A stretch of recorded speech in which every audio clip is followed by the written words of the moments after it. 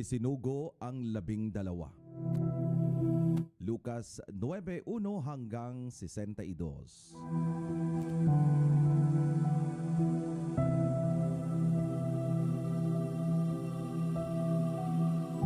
Tinipon ni Jesus ang 12 at binigyan sila ng kapangyarihan at karapatang magpalayas ng mga demonyo at magpagaling ng mga may sakit.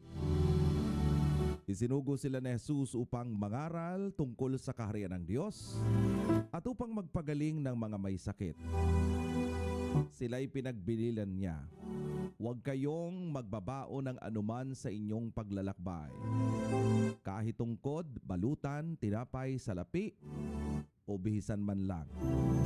Makituloy kayo sino mang tumanggap sa inyo at manatili kayo sa bahay nito hanggang sa pag-alis ninyo sa bayang iyon. Kung hindi naman kayo tanggapin ng mga tao sa isang bayan, umalis kayo roon at ipagpag ninyo ang alikabok sa inyong mga paa bilang babala laban sa kanila. Kaya tumayo kayo." At tumayo ang mga alagad at pumunta sa mga nayon. Ipinangaral nila ang magandang balita at pinagaling ang mga may sakit sa lahat ng dako.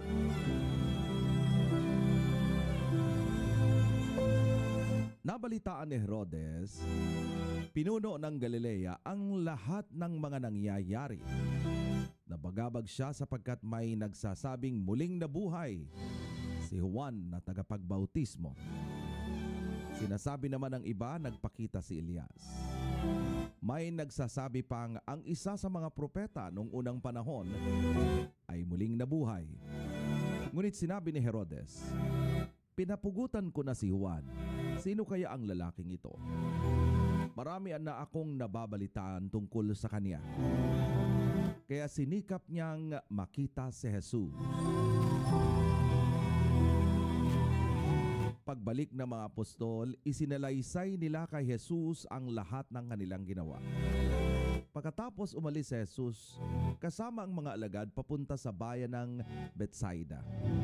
Sinundan siya ng mga tao roon nang malaman ito at malugod naman silang tinanggap ni Jesus. Nagsalita siya sa mga tao tungkol sa kaharian ng Diyos at pinagaling niya ang mga may karamdaman.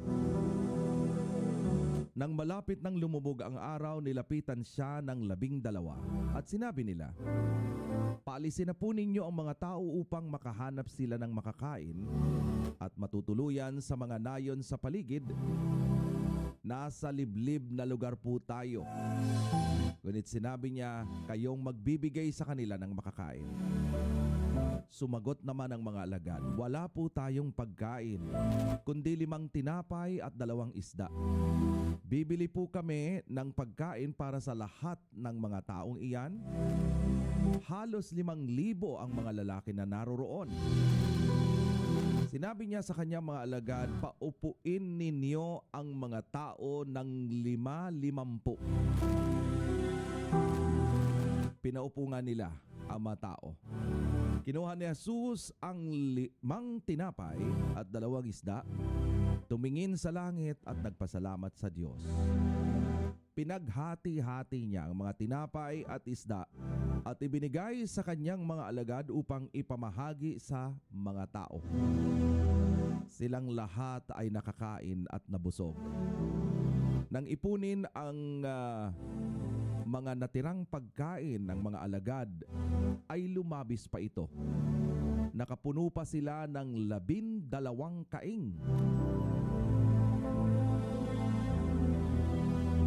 Isang araw habang si Jesus naman ay nananalangin mag-isa, lumapit sa kanya ang mga alagad.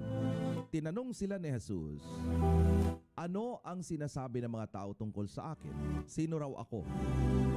Sumagot sila, "Ang sabi po ng ilan, kayo daw po ay si Juan na tagapagbautismo. Sabi naman po ng iba, kayo raw po ay si Elias. May nagsasabi namang muling nabuhay ang isa sa mga propeta noong unang panahon. Kayo naman, ano ang sabi ninyo?" Tanong niya sa kanila. "Kayo po ang Kristo ng anak ng Diyos? Sagot ni Pedro. Mahigpit na tinagubilin ni Jesus sa kanyang mga alagad na huwag nilang sasabihin ito kanino man. Inihayag ni Jesus ang tungkol sa kanyang kamatayan. Sinabi pa niya sa kanila, ang anak ng tao'y dapat magdanas ng matinding hirap. Itatakwil siya ng mga pinuno ng bayan, ng mga punong pari at mga tagapagturo ng kautusan. Siya ay papatayin, ngunit sa ikatlong araw, muli siyang mabubuhay. At sinabi niya sa kanilang lahat, ang sinumang nagnanais sumunod sa akin ay kinakailangang itakwil ang kanyang sarili. Pasanin araw-araw ang kanyang krus at sumunod sa akin. Ang naghahangad na mailigtas ng kanyang buhay ay mawawalan nito. Ngunit ang mawalan ng kanyang buhay, alang-alang sa akin, ay magkakamit nito. Ano nga ang mapapala ng tao? Makamtan man niya ang buong daigdig, kung mapapahamak naman at mawawala ang kanyang buhay. Kapag ako at ang aking mga salita ay ikakahiya ninuman, ikakahiya rin siya ng anak ng tao. Pagparito niya, taglay ang kanyang karangalan at ang karangalan ng Ama at ng mga banal na anghel. Sinasabi ko sa inyo ang totoo. May ilan sa inyo ritong hindi mamamatay hanggat hindi nila nakikita ang kaharian ng Diyos. Makalipas ang halos 8 araw, pagkatapos sabihin ni Jesus ang mga ito, umakyat siya sa bundok upang manalangin. Isinama niya sina Pedro, Juan at Santiago. At habang siya ay nananalangin, nagbago ang kanyang anyo at ang kanyang kasuotan ay nagdingning sa kaputian. Biglang may lumitaw na 2 lalaki na nakikipag-usap sa kanya, sina Moises at Elias, na nagpakitang may kaningningan. Pinag-usapan nila ang pagpanaw ni Jesus na malapit na niyang isakatuparan sa Jerusalem. Natutulog sina Pedro noon at paggising nila ay nakita nila si Jesus na nakakasilaw ang anyo at may 2 lalaking nakatayo sa tabi niya. Nang papaalis na ang mga lalaki, sinabi ni Pedro, Panginoon, mabuti po at nandito kami. Magtatayo po kami ng 3 tolda. Isa para sa inyo, isa kay Moises, at isa kay Elias. Ngunit hindi niya nalalaman ang kanyang sinasabi. Nagsasalita pa siya nang liliman siya ng ulap at natakot sila nang matakpan sila nito. May isang tinin na nagsalita mula sa ulap. Ito ang aking anak, ang aking hinirang. Pakinggan ninyo siya. Nang mawala ang tinig, nakita nilang nag-iisa na si Jesus. Hindi muna ipinamalita ng mga alagad ang kanilang nakita.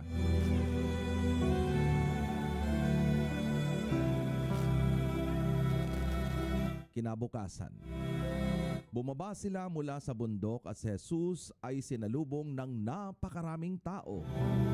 Mula sa karamihan ay may isang lalaking sumisigaw, Guro, nakikiusap ako sa inyo, tingnan po ninyo ang kaisa-isa kong anak na lalaki. Sinasabiniban siya ng isang espiritu at bigla na lamang siyang nagsisigaw at nangingisay hanggang sa bumula ang bibig. Lubha po siyang pinahirapan at halos ayaw natigilan ito. Nakikiusap po ako sa inyong mga alagad na palayasin nila ito, ngunit hindi nila magawa. Sumagot si Jesus, lahing napakasama at walang pananampalataya. Hanggang kailan pa ako dapat na manatiling kasama ninyo? Hanggang kailan ko kayo pagtitiisan?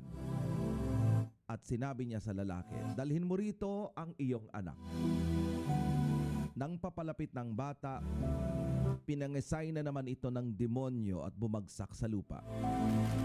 Ngunit sinaway ni Jesus ang masamang espiritu at pinagaling ang bata. Pagkatapos ay ibinigay sa ama ito.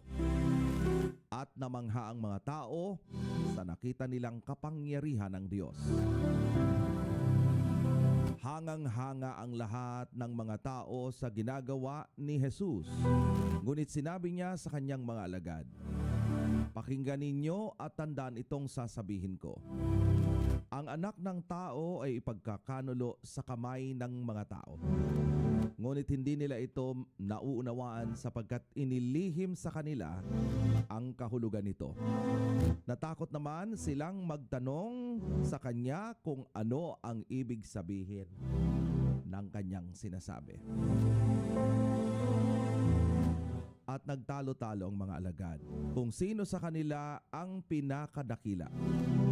Alam ni Jesus ang kanilang iniisip, kaya tinawag niya ang isang maliit na bata at pinatayo sa tabi niya. Pagkatapos ay sinabi niya sa kanila, ang sino mang tumanggap sa batang ito alang-alang sa akin, ay tumatanggap sa akin. At ang sino mang tumatanggap sa akin ay tumatanggap sa sinugo at nagsugo sa akin. Ang pinakaaba sa inyong lahat ay siyang pinakadakila.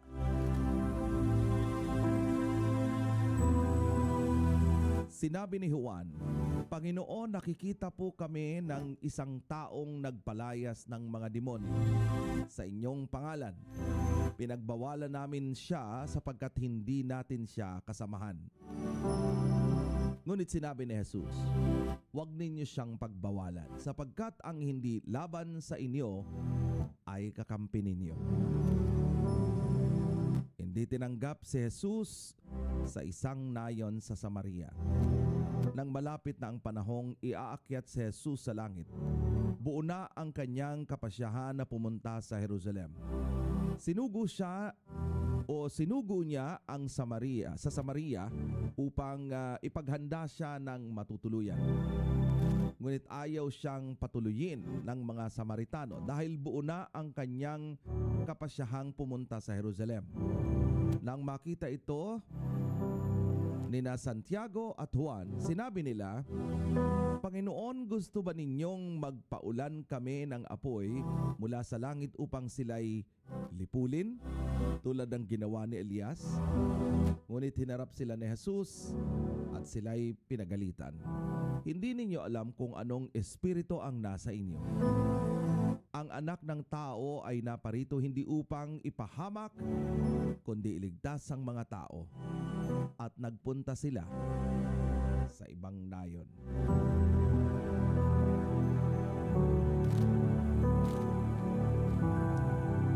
Pagsunod kay Jesus. Samantalang sila'y naglalakad, may isang lalaking lumapit at nagsabi kay Jesus, susunod po ako sa inyo kahit saan kayo pumunta. Sumagot si Jesus, may lungga ang mga asong gubat at may pugad ang mga ibon. Ngunit ang anak ng tao ay wala man lamang mapagpahingahan. At sinabi naman niya sa isa, sumunod ka sa akin. Ngunit sumagot ito, Panginoon, hayaan lang po muna ninyong maipalibing ko ang aking ama. Sinabi ni Jesus sa kanya, hayaan mo na ang mga patay ang maglibing sa kanilang mga patay. Ngunit umayo ka at ipahayag mo ang kaharian ng Diyos. May isa namang nagsabi sa kanila, susunod po ako sa inyo, Panginoon. Ngunit hayaan ninyong magpaalam muna ako sa aking pamilya. At ganito naman ang tugon ni Jesus. Sino mang nagsimulang mag-araro, ngunit panay ang lingon, ay hindi karapat-dapat sa kaharian ng Diyos.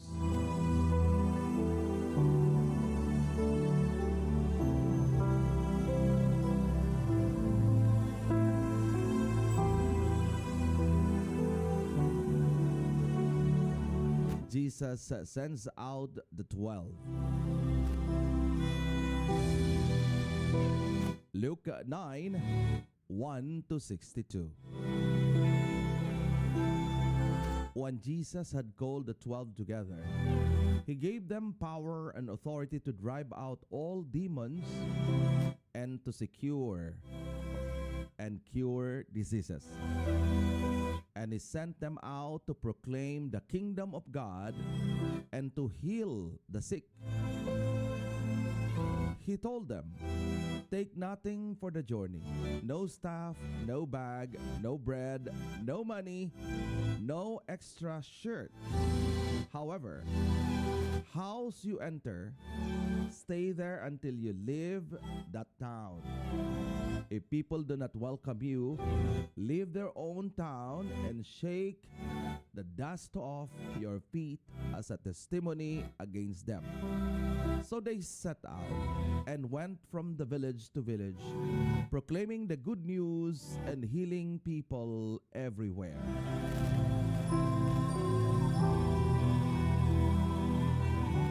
Now Herod the Tetrarch heard about all that was going on, and he was perplexed, because some were saying that John had been raised from the dead.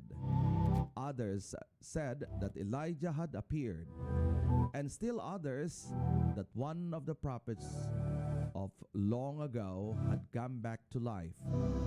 But Herod said, "I beheaded John. Who then is this as hear such a thing about?" And he tried to see him. Jesus feeds the 5,000.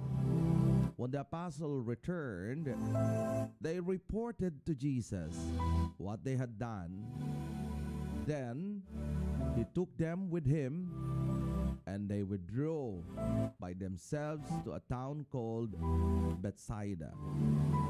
But the crowds learned about it and followed him. He welcomed them and spoke to them about the kingdom of God and healed those who needed healing. Late in the afternoon, the 12 came to him and said, "Send the crowd away so they can go to the surrounding villages and countryside and find food and lodging, because we are in a remote place here." He replied, "You give them something to eat." They answered, "We have only 5 loaves of bread and 2 fish, unless we go and buy food from all this crowd."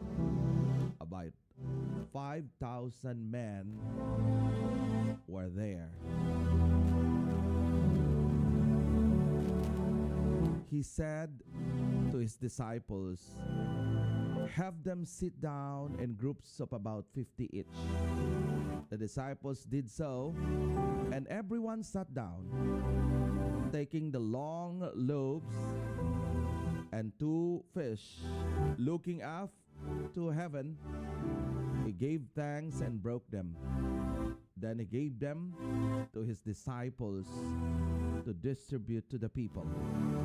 They all ate and were satisfied, and the disciples picked up themselves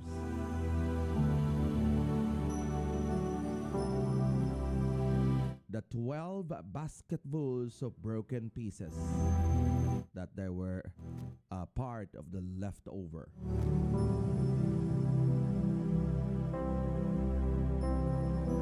Once when Jesus was praying in the private and his disciples were with him, he asked them, "Who do the crowds say I am?"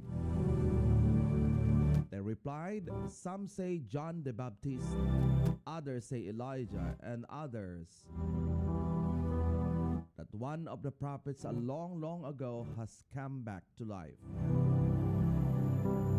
"But what about you?" he asked. "What do you say I am?" Peter answered,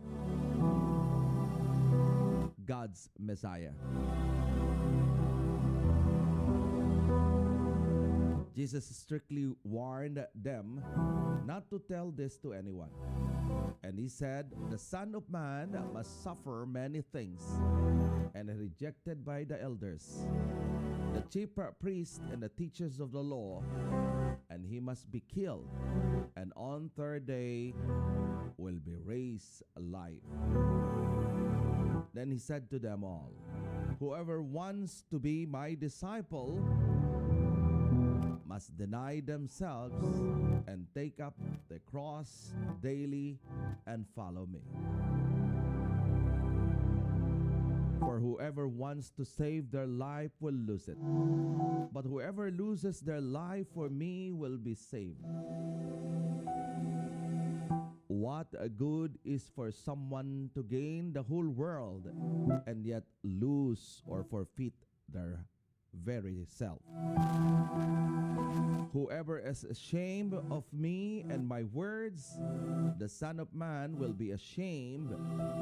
And then when he comes in his glory and in the glory of the Father and of the holy angels. Truly, I tell you, some who are standing here will not taste death before they see the kingdom of God."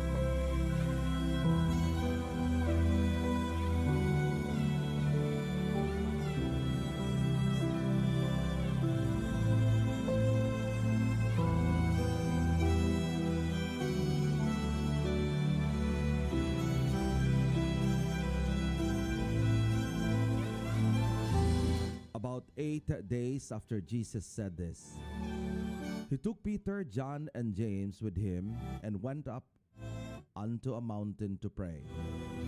As he was praying, the appearance of his face changed, and his clothes became as bright as a flash of lightning. Two men, Moses and Elijah, appeared in glorious splendor, talking with Jesus. They spoke about his departure, which was about to bring fulfillment at Jerusalem. Peter and his companions were very sleepy. But when they became fully awake,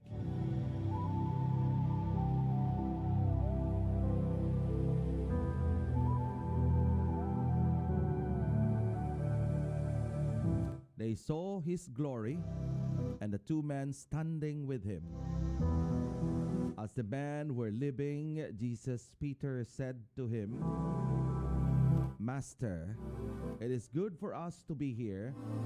Let us put 3 shelters, one for you, one for Moses, and one for Elijah."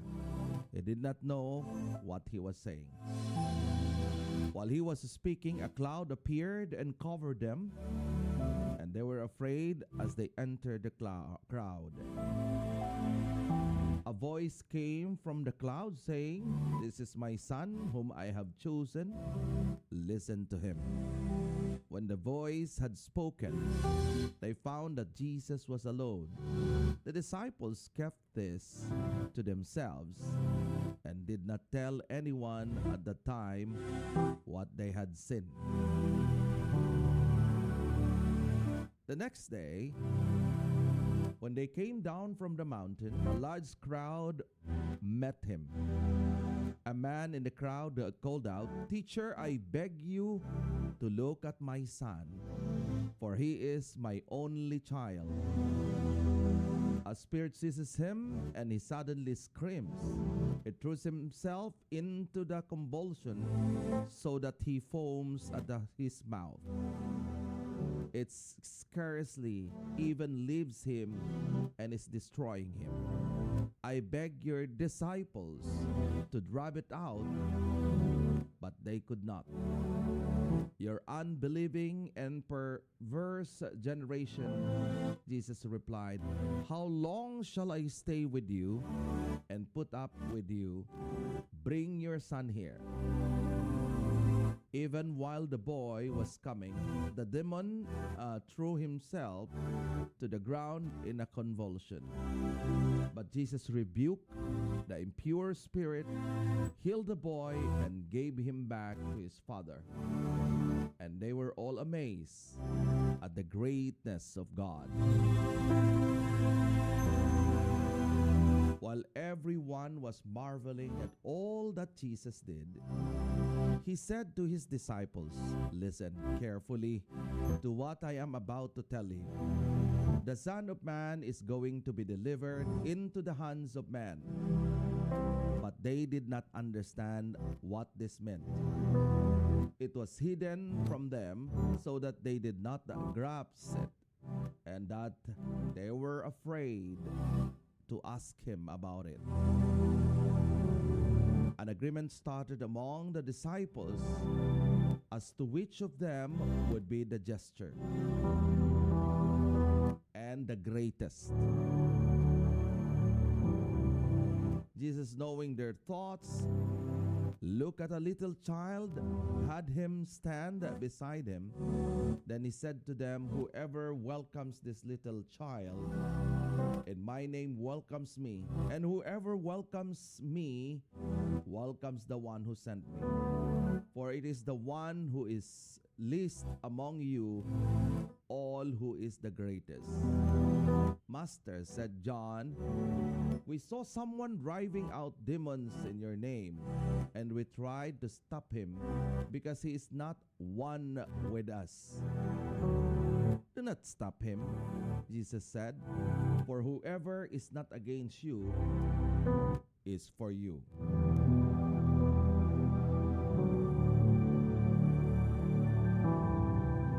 At the time approached for him to be taken up to heaven, Jesus resolutely set out for Jerusalem, and he set messengers on ahead who went into Samaritan village to get things ready for him.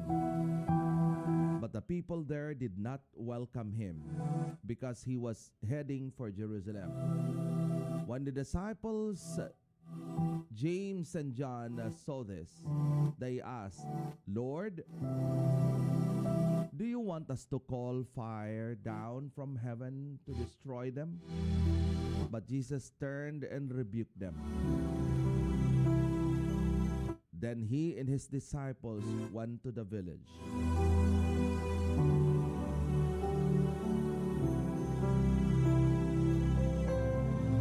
As they were walking along the road, a man said to him, I will follow you wherever you go.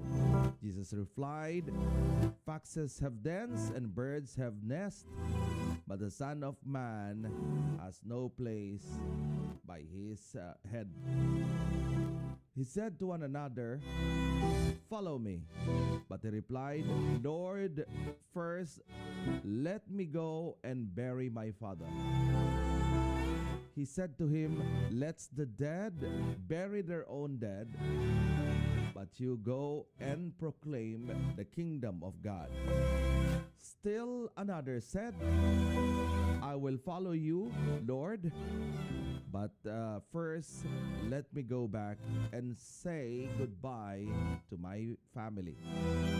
Jesus replied, no one who puts a hand to the plow and looks back is fit to service in the kingdom of God.